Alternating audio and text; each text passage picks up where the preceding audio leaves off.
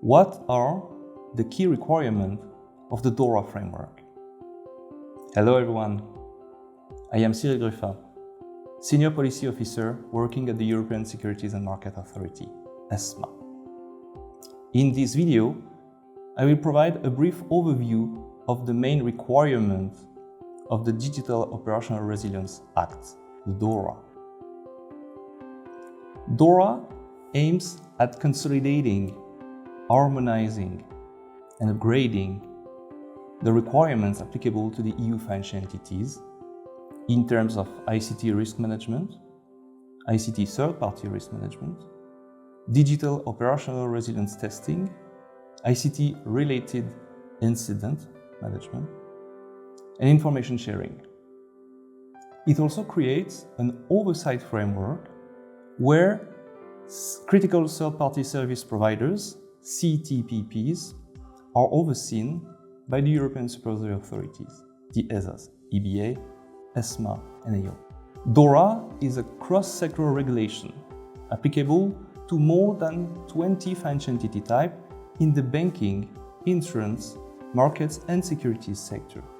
ICT service providers, including intragroup providers, are also subject to this framework to the extent that they provide ICT services to the financial entities. So first, in terms of ICT risk management, DORA requires the financial entities to implement safeguards to mitigate their ICT risk, including cyber risk. Financial entities shall have in place an internal control and governance framework where their management bodies has the ultimate responsibilities to implement the relevant safeguards. The financial entities ICT risk management framework aims at or should aim at reaching a high level of digital operational resilience. But what does it mean? Operationally, financial entities should be able to map their functions, their assets, their resources, and to identify the related ICT risks. They should be able to protect their ICT systems and their assets. They should be able to detect anomalous activities such as ICT-related incidents. And they should be able to react, to respond and recover in case of disruption.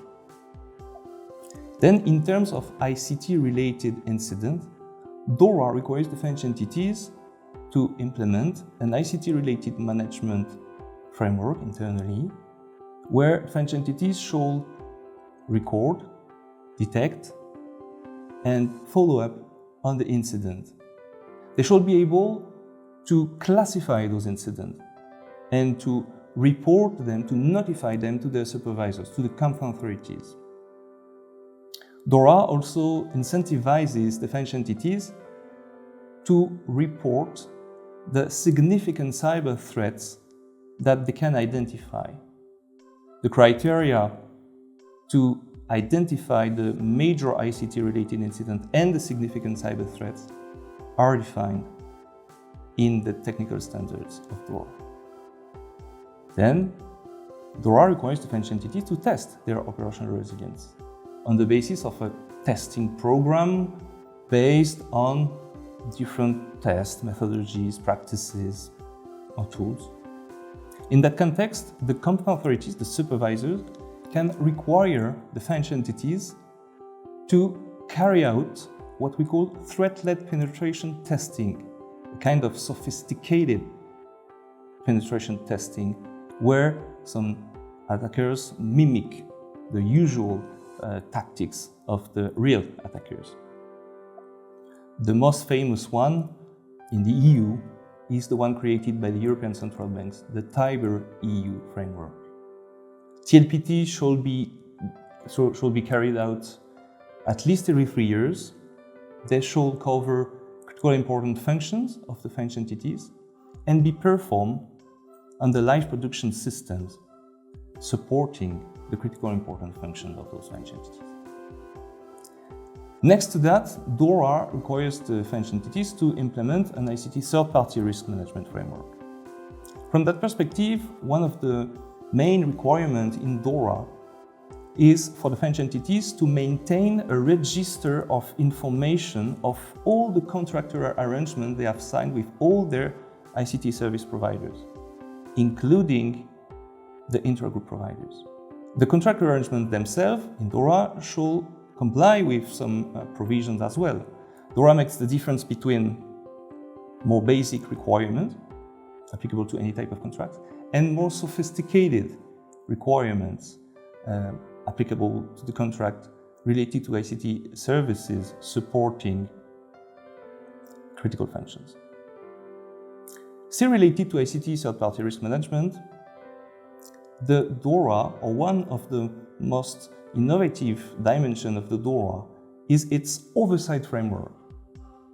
Via this framework, the European supervisory authorities, the ESAs, ESMA, IBA, EIOPA, are appointed as lead overseer to first designate the CTPPs and then oversee them to the extent that they provide ICT services to the EU French entities. In this framework, the ESAs are not alone, if I can say, because they are assisted by joint examination teams, JET, where the control authorities, the supervisors, are involved as well.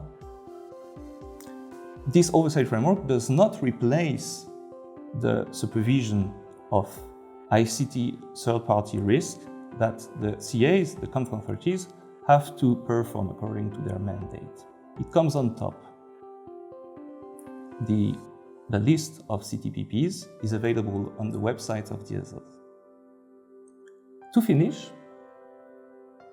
ESAs incentivizes the financial entities to exchange, to share information amongst themselves, information in relation to cyber threats or some intelligence. It's not a requirement as such. However, if the financial entities are involved in this type of information sharing arrangement, they should notify, they should tell it to their supervisors. They should also protect, of course, the elements that they share in those networks, given their sensitive nature. I thank you for your attention. If you want to know more on DORA, you can visit the website of EIOPA, ESMA, or the EBA.